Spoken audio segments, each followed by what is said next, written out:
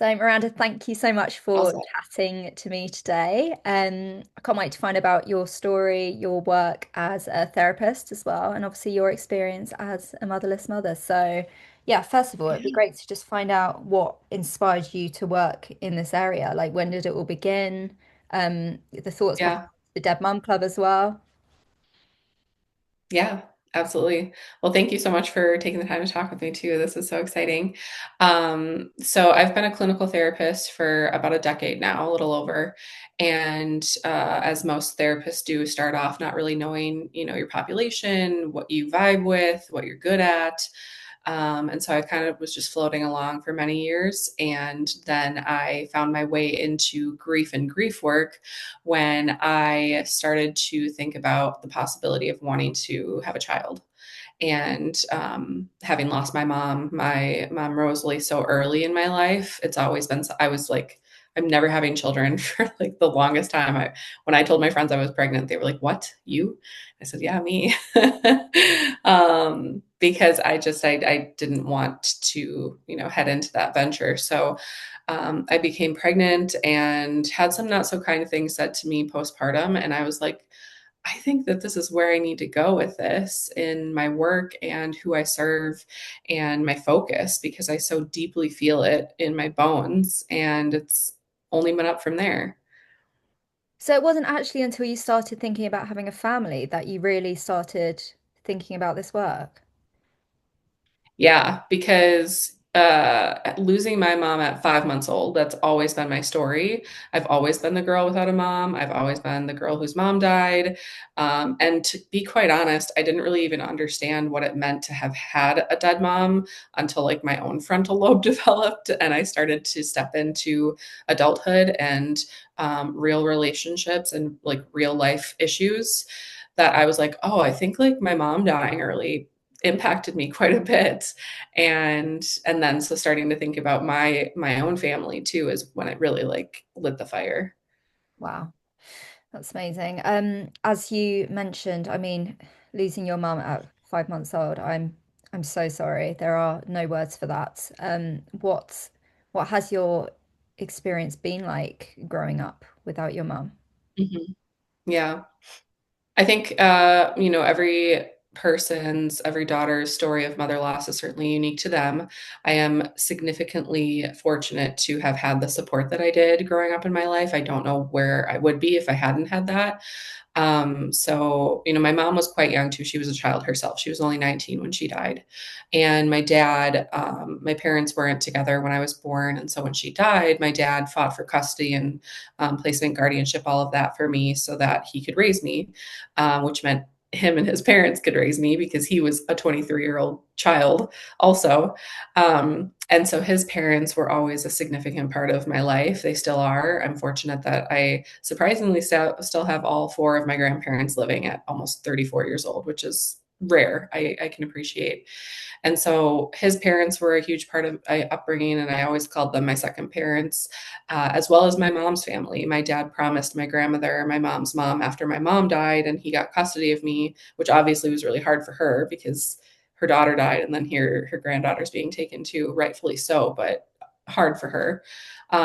He promised her that he would uphold a relationship between me and them and did that. And I visited them multiple times a year from birth to present until I could continue to drive myself to visit them. And I still go see them as often as I can. So, upbringing for me, it was difficult, but socially more difficult than it was familially. I had a lot of support and nurturance.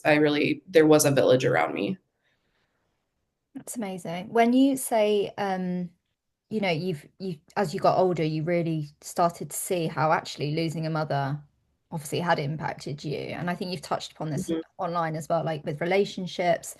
What kind of areas did you then start to see like, oh, like, yeah, this is obviously quite significant. Like, obviously you hadn't Mhm. thought about it up until that point. Mhm. Maybe it's just the naivety of being a child and kind of worry Yeah. free. But yeah, when did you really start to see that? Mhm. So I'm an Aries sun. My mom is also an Aries. She's the first day of spring, March 21st, and I'm March 29th. And so I really leaned on, oh, I'm just an Aries. I'm a bold, assertive person. I'm the leader. I'm a cardinal sign. It's my way or the highway. I've always been that type of personality, and I don't vibe with everyone, and I don't expect to. But in friend groups, it became evident. I'd say more in my adolescent stages. Kind of outgrew it once I came to college. Is that I was very like rigid. Like I'm I was also an only child. I am an only child, and so I grew up with a lot of like center of attention. The world is on me, and it really took a lot for me to grow out of that, and to also realize that it did have pieces of connection to my mom dying, that those around me likely catered to that idea because, oh, her mom died, so like let's let her run the show, which to some extent helped me and strengthened the person I am now, and it hindered me too. And then I also believe in, most strongly where I've noticed it is my romantic relationships, Yeah. have always been tremendously, interpersonal relationships have always been a struggle for me from as early as I can remember. I have a very deep, abandonment wounds that I've worked on healing for years.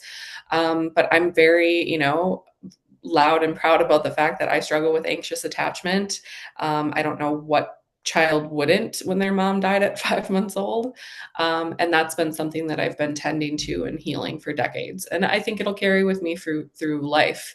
But I also don't shy myself away from, pursuing love and finding relationships and, someone to share life with, because that's part of being human. You're so self-aware. Like so many people will go through their whole lives not even knowing what attachment style is. So I mean, the Yeah. fact that you even are aware of it, I mean, is, incredible.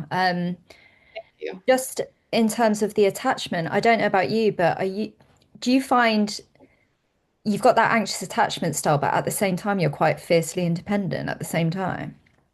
1,000%. No one can tell me what to do. And I think that I talk a lot about this on my platform, but my mom dying early, I have a lot of gratitude for. I'm very grateful that she died and when she died, when she did, and we can talk about that more. But um, I also know that it didn't happen to anyone else. Like it happened to the perfect person in the way that it did, in the way that it was supposed to for me. And I think that I was meant to, like, I have a very specific soul purpose in this life and a trail to blaze, and to be a leader and to be a cardinal sign and to be that kind of beacon standing on the hill, shining the light to see that other people can make it out of the darkness too. Like, that very much is my calling. And so while I have, anxious attachment in romantic relationships, particularly, I also know that everything I've ever gone through, I've come out of. Everything that I've ever thought I wasn't going to survive, to the greatest of mom dying, to the smallest of a situationship ending, and everything in between, I've been okay. I'm going to be okay 100% of the time because I've always had myself. It just takes some nurturance and learning how to tend to that inner child wound of that little girl whose mom died, to remind her of that in those moments, because that's who's being triggered. Absolutely. That inner child work, I mean, I'm having sessions with therapists at the moment actually as well, and that is quite a big theme. Mhm. And I know you've spoken about that and also learning to mother yourself. Could you tell me Mhm. a little bit about what you've kind of learned and what that looks like? Yeah, yeah. It's been the most impactful and healing for me, truly, like from the moment I got pregnant forward. So we're looking at four years now about.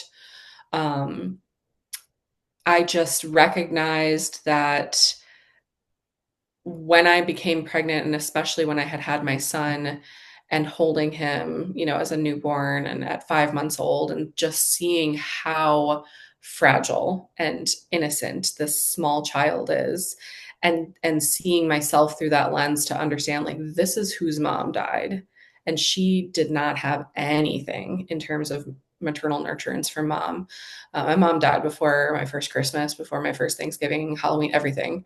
And so healing the inner child has really looked a lot like regressive work, inner child regression, past life regression, inner narrative reframing, my quite literally showing up somatically and physically to my younger self with like hands on my chest, saying out loud to myself, like, it's okay, sweet girl, I've got you. I am taking care of you. I'm not abandoning you. I'm standing up for you now. Anything you need, I will take care of. Like, these are the types of things that I say to myself internally if I'm in public and externally if I'm by myself, because she needs to hear that. That's who I'm talking to. I have photos of little me and little me with my mom all over my house. I have it as a lock screen on my phone. Like, it is so much a part of my healing and also a part of my mothering too, because I feel it allows me to show up in so much stronger of a way as a mother to my son than if I didn't do that work. Mm, absolutely. And have you found before you were doing this work, were you kind of displaying childlike tendencies as an adult, would you say? Yeah, I think that came out in, anxiously attached, chasing the emotionally avoidant, codependent patterns.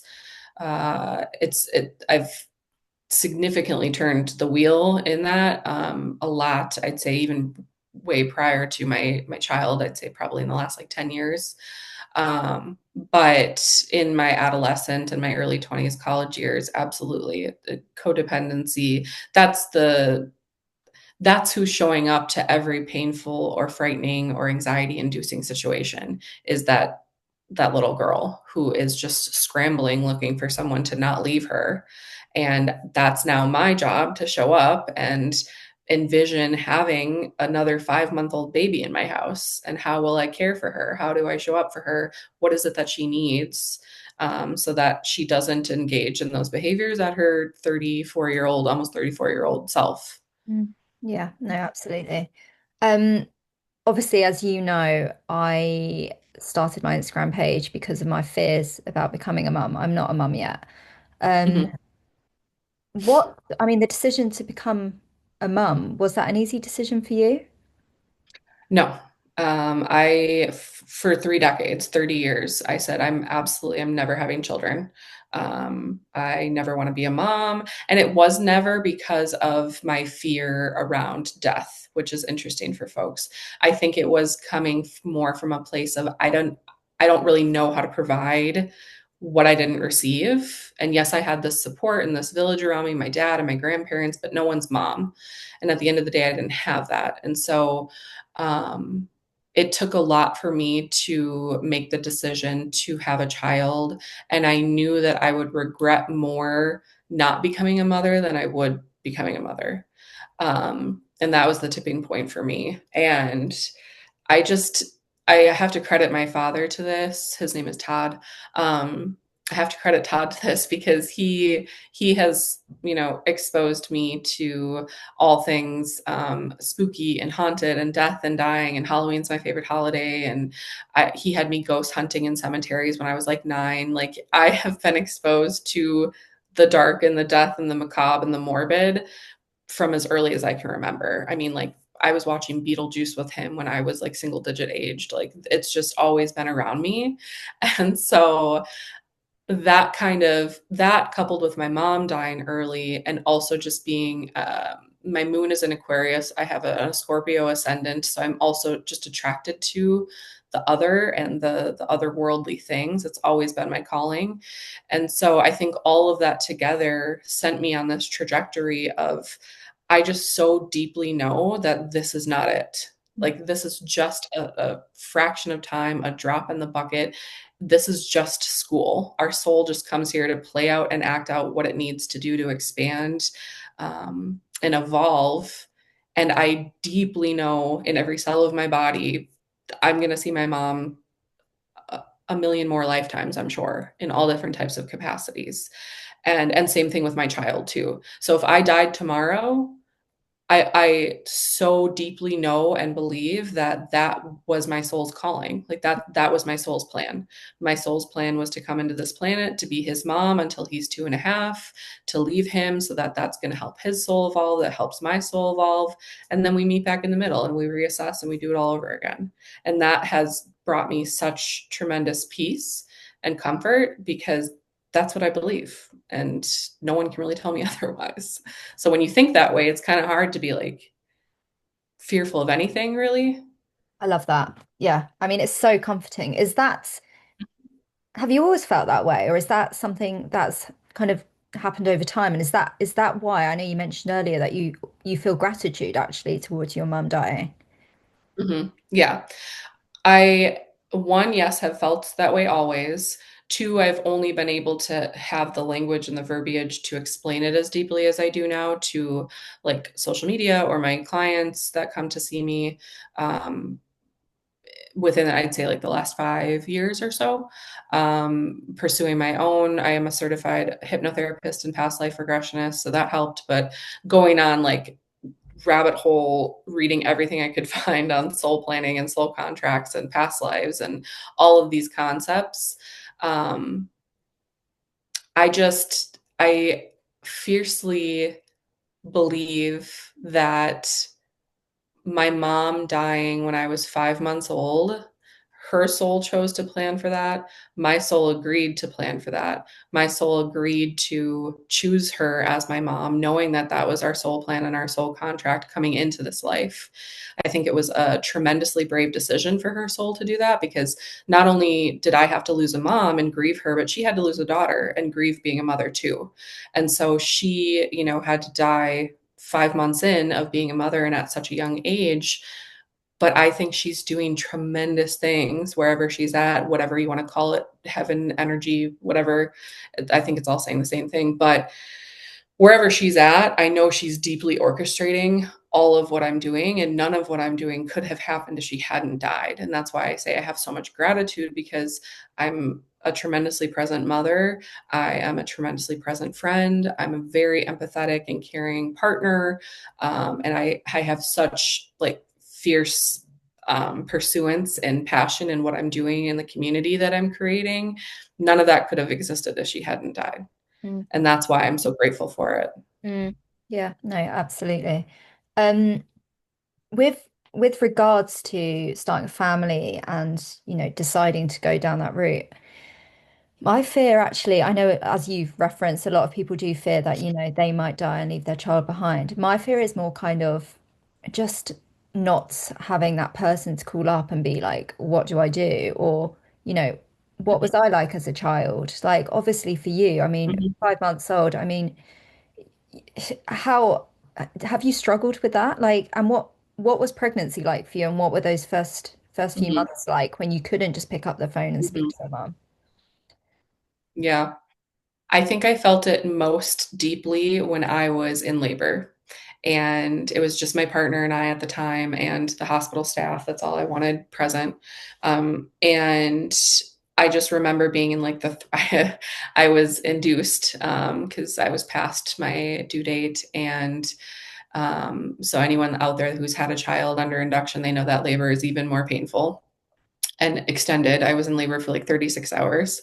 Um, and I think I was pushing for like 2.5 hours. It was a lot.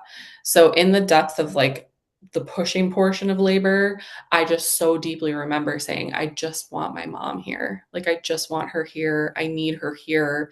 And I almost like called out to her in the hospital room, but I had enough wherewithal where I'm like, I'm not going to go there. Like, I'm going to keep that internal to myself. But um that's where I felt it the deepest. And I think because I went through everything you can imagine a child goes through, your first period, your first breakup, all my graduations, I was married and divorced, all of like everything. I had gone through everything without her physically here. I knew I could go through this too. As deeply painful as it was at times, I leaned on my circle of mom friends in my community, my best friend Charlie, who I've told her many times I feel like she's my mom reincarnated, I love that. as well as my family. Yeah. And so I had people around me, but absolutely I miss my mom so much, especially in those first few months. So many things I wanted to call and ask her. And I do remember calling up her mom and sharing that grief with her of like, I just wish I could call mom. I wish she was here. This sucks that she's not seeing this. It's painful that I can't call her and ask her things. But I also was fortunate to have grandma. So, but yeah, the pain was there. That was hard. What's what's the hardest thing about being a motherless mother for you? Mm. I think, and I'm sure other moms out there that are going to listen to this will relate to this. At this stage in the game, I think so much in terms of my child and not me. And so for me, I've lived her loss my whole life. I know what it means to not have her. What I grieve most is what he's not going to have and what he doesn't have with her. Having a grandmother and having a connection to that maternal lineage and to build the memories and to have the magic that is a grandmother. And, you know, his father's mom is very involved, which I'm fortunate for, that he has that relationship there, but he doesn't have that connection to my side. And so I do my best to, I have photos displayed of my mom all over my house. And my son knows that that's grandma, and we talk about her often in 2.5-year-old language that I can. Mm. Um, but I think that's what I grieve most you know, that he doesn't have her and won't know her in that way at least. Mm. Yeah, no, absolutely. How do you keep your mum's memory alive with your son? Like, do you, I know a lot of people have different kind of ways. Some people say that they're on the moon or like, do you know what I mean? Hmm. What's your kind of way of communicating that with your son? Hmm. Yeah. Yeah, he's 2.5, so he doesn't understand too much yet. But from birth, I have, you know, intentionally brought him to photos of her and said, "This is Grandma Rosalie." And I do use language dead and dying. I think that's important. And actually, I was just talking with someone on my social media prior to this that was sharing their insight in a podcast that they had listened to too, that clear is kind, and children need to know the words for what it is, because fact of the matter is everyone's mom is going to die one day. I'm going to die one day. He's going to be a motherless son. um, Everyone that we ever love and will ever love and know will die one day. That's our one shared human experience. And so I think we can do better at calling it what it is, and especially to children, they need to understand that happens. And of course, you know, we don't need to make it macabre and dark and create anxieties and fear with our children. But I think being clear and kind from an early age and using age appropriate language is important. So he knows Grandma Rosalie is dead. He knows that mommy misses her a lot. I've taken him to visit her grave a couple of times, and I have such a sensitive, sweet son.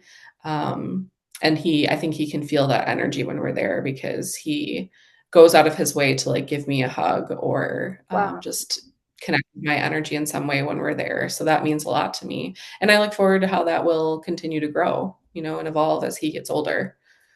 Oh, just the thought of having that love is just gorgeous. So special. Mhm. Yeah, no, that's It lovely. is. Has becoming a mum helped you feel closer to your mum? Absolutely. I've not felt as close to my mother in any other part of my life since having my son ever. It really cracked something open inside of me, and I was brought not only to this passion and this direction of my work to do this, but I just so deeply felt her from every step of the way, guiding me and nurturing me in ways that she can from wherever she's at. But I just so deeply feel connected to her and to the mother that she didn't get to be either. Every time that I'm able to sit with my son and regulate his emotions while regulating mine, or make a new memory, or laugh with him, like I know that that's everything that, you know, I never got with her and she never had with me. You know, my son's 2.5 and he's already had me 2 years longer than my mom ever had me. So it's pretty wild to think about all of the memories and time him and I have had together in just this short amount of time. And it's invaluable to me. But it's definitely made me feel closer to my mom too. Mm. No, I love that. I love the thought of that. And that is definitely a pro in my pros and cons Mhm. list for having a child. So, Yeah. I'd love to talk to you about your use of dark humor on your platform because Hell yeah. I absolutely love it. And by the sounds of it, Yeah. this is down to your dad. Yeah. I have to credit Todd again. All hail Todd. Um, We need Todd to come on Instagram, to be honest. yeah. Yeah. Yeah, I mean, I think he definitely normalized conversations around death and humor and dark humor from as early as I can remember. So I have a lot of gratitude for that. And I have memories of his mom, him saying something, dark in front of me or whatever, and her response just being, Todd, why would you say that? And now I have so much gratitude for that, because it shaped me into who I am. But I really think that any motherless daughter out there can feel this. If you're not comfortable with calling mom dead or saying dead anything with mom, then you haven't lost your mom yet. um, Especially when we lose so early in life, it becomes a like, this is our cross that we bear, this is the club that we're in, and if we don't make some normalcy out of it, we will sink. And so I think what I've heard from a lot of my supporters on social media is one of the biggest reasons why they follow me is because I'm so real about it. That I am real, not only about the depth of my grief that I still feel 33 plus years later, but that I find a way to make death fun, which I love that I'm giving that vibe because that's definitely the vibe I'm trying to give. Um, and I don't know how else to talk about this. Nothing else would feel natural for me. Mm. Mm. And like we said before, if we don't see any kind of, well, humor in it, then yeah, it's laugh or cry, really, isn't it? So, Right? Yeah. And I have those moments too. yeah, But cool. like my son's birthday, for example, was on his first birthday was on Mother's Day, which like joke of all jokes, universe, like what the hell? And I had my moments where I'm like, damn, this is really painful and this sucks and I'm sad, but also like this is actually kind of hilarious. Um, And yeah, and like, that's gonna be with me for the rest of my life. I mean, the fact it was on Mother's Day as well, I just think that's, Like, come on. yeah, I mean, that is, she And deserves. to fit the thinking my best friend is my mom reincarnated bit. Mm. My son's due date was her birthday. He came the day after her, but still, they're like birthday buddies too. So, Crazy. I yeah, absolutely love that. universe doesn't miss. I It's love got that. jokes. How do Hmm. you, like, how do you deal with those tough moments as a motherless mother when you're, I don't know, you see grandma picking up a child Hmm. from school or, sorry, I know he's only 2.5, but yeah, just Yeah. those triggering moments. Like, do you Hmm. have your moments where you do break down? And like, how do you kind of Yeah. handle that? Yeah, absolutely. I've had many a moments, more now being a mom than ever before, where I'm breaking down and sobbing, and I share that on socials too because not for the performative aspect of it, but for the normalcy aspect of it, for people to see that just because I didn't know my mom and just because she's been gone for over 30 years and I've been coping with that for 30 years doesn't mean that it's not still super painful and raw some days. Um, I had an instance happen. I take my son to music class. I've taken him to music class since he was under one. And there was one day in particular where mom was there with her kiddos, and both grandma and grandpa were there. And I could tell it was mom's mom. Mm. And I like fought back tears in the class. And then I got out of the class and in the car, and I just started sobbing and talked to my son about that too. As to why I was so sad and why it was painful for me. But then the moment passes. No feeling is forever. And I am deeply fortunate to have the people in my life that I do.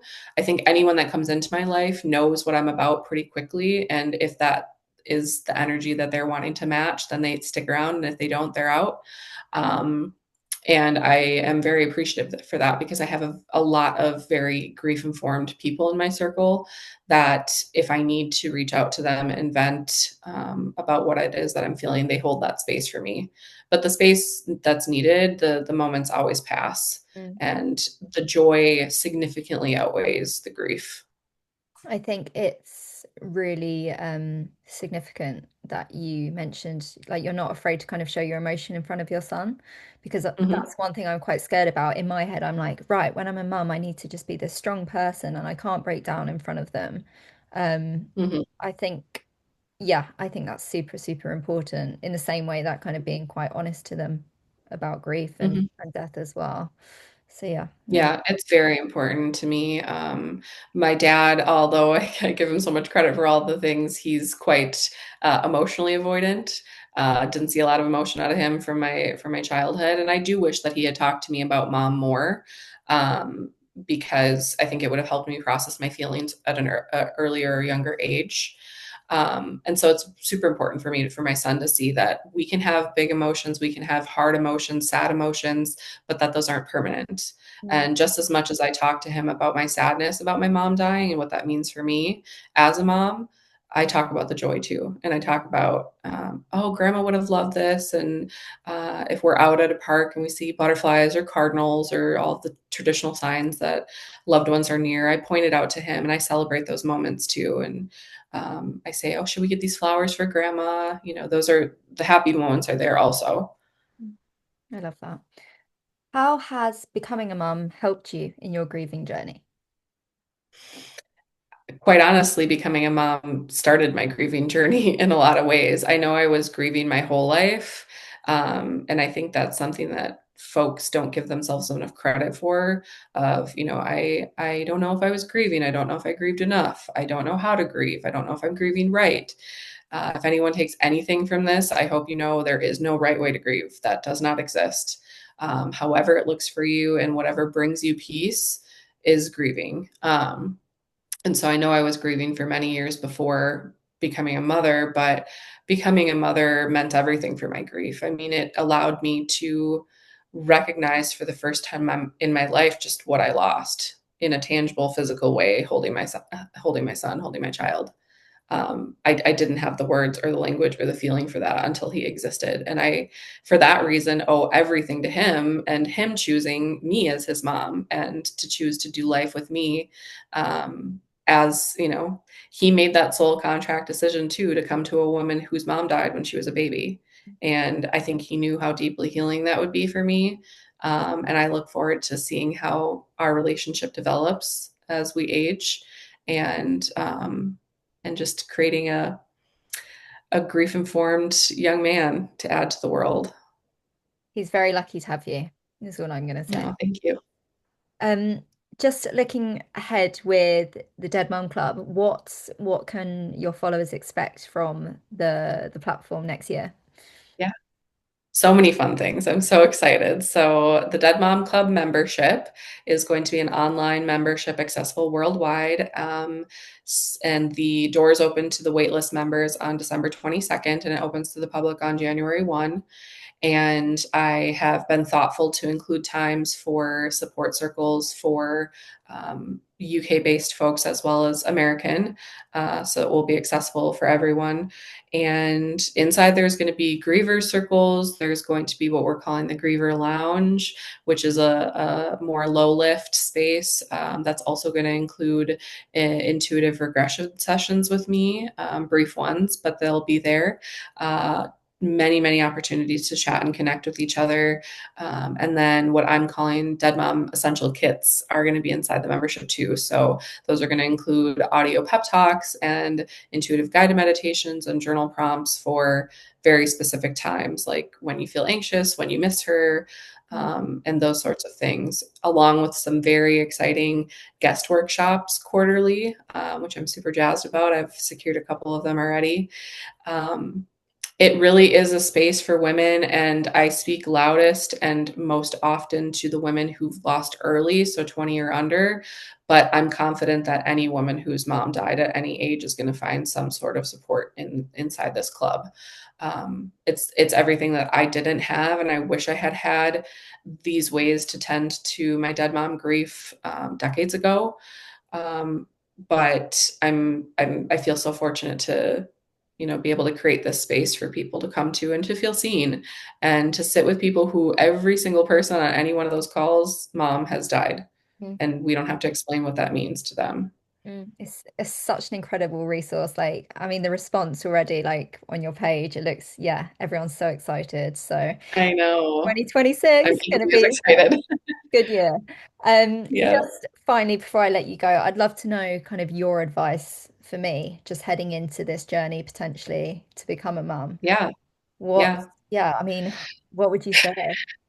There's so many things. I feel like I could write a book on it. But what first comes to mind is if you're considering it in any fraction of your mind, do it and do it scared. The Mhm. fear will come, but the joy and the love that overflows from your heart in being able to step into this role that you didn't get to receive is truly priceless, really. Um, and I always before I decided to have a child, scoffed at people that are like, oh, my child is my life and oh, my child everything. I used to think that was so corny. And I think to the motherless daughter, it truly, like, I feel that in my soul. My son is everything to me, and he cracked my grief open in such a beautiful way. I couldn't be more appreciative of him for doing that. And I would say do it and do it scared if you're thinking about it, because fact of the matter is, if you are meant to be a mother and that child chooses you soulfully, then you are meant to walk whatever path together that looks like. Mm. I love that. Oh, do it, but do it scared. That is my new motto, I think, in all aspects of life. Yes.